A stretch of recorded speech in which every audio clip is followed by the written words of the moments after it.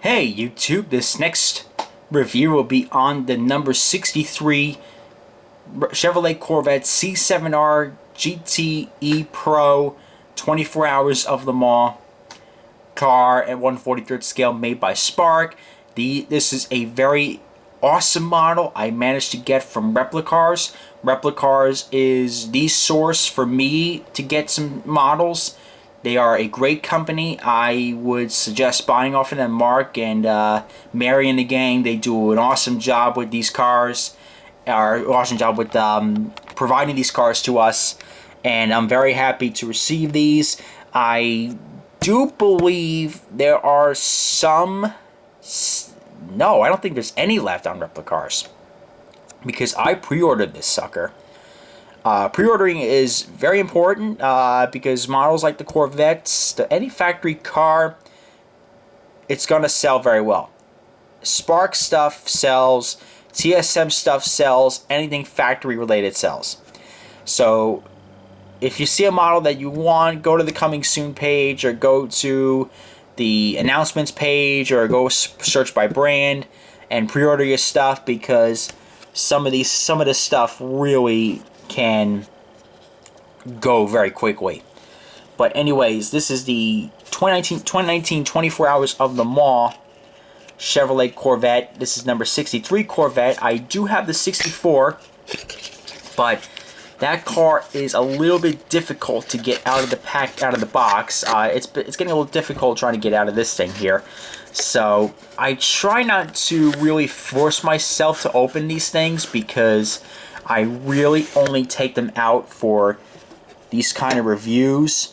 And if it's a matching car, you know, I really am not going to lose sleep over not reviewing two at once. So we got the 63 here. The 64 is in the background. These C7Rs came out beautifully. I really do miss the sound of these things. If you could close your eyes at an IMSA or WC race, and you knew which GTE or GTLM car passed by you. That was the beauty of IMSA races in yesteryear. Now, unfortunately, it's not nowhere near as distinct. But regardless, we have a really cool model here. They did a really good job with this. I can look all around the car and I don't see really any imperfections on this. To all of my Corvette racing buddies, and I think you know who you are watching this video, this car is definitely calling your name. Absolutely beautiful. The signature Corvette yellow meshed in with an American flag input or livery onto where the doors are, matched with the color green out of all things. Let's see. They painted I think the wings are supposed to be red. It's weird. I just noticed something, because usually with IMSA the colors match, but I guess, well, since the mirrors are red and that's red too where the Corvette logo is, I don't think that's a mistake. I think that was the way it was raced. But regardless, very cool. It's got a nice American flag on it. I mean, look at this. You know, it all around, they did outstanding with this. It's mind-blowing. I mean, really. In the days where close casting cars are the way to go, it's astonishing how much detail they put into these cars. And let's see here. What is that there? I cannot see it through the naked eye.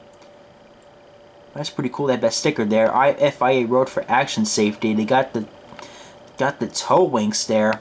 Corvette Racing. Oh my God. That diffuser, man, it is absolutely beautiful. The rear lights on that. Oh God. I low-key fucks with that car. I'm a Porsche kind of guy. But these Corvettes, man, they were some of the best cars on the track. In IMSA, they're the most popular cars. Corvette Racing always has the biggest autograph session line out of any race team. I mean, that's just the way it is.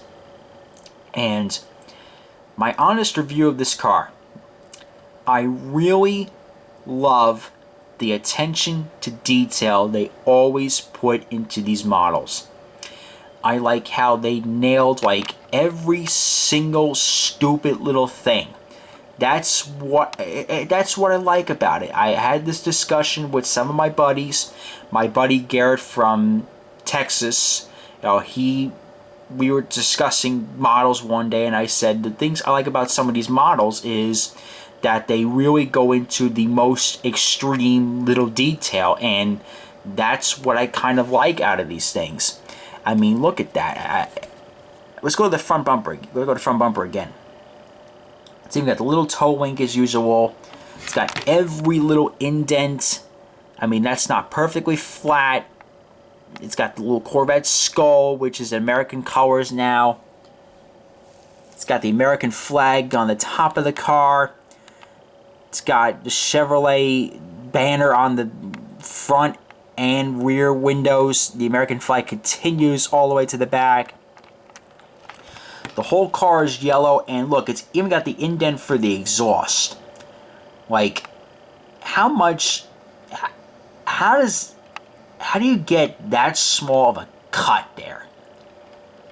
Oh, it gets even better. These people make 187s. And those 187s, they're expensive, but they're a dream. They're beautiful. I mean, if you look at the rear of this car, that sounds mean. It sounds aggressive. You wouldn't want to mess with this on the racetrack. And it's also got the leader lights.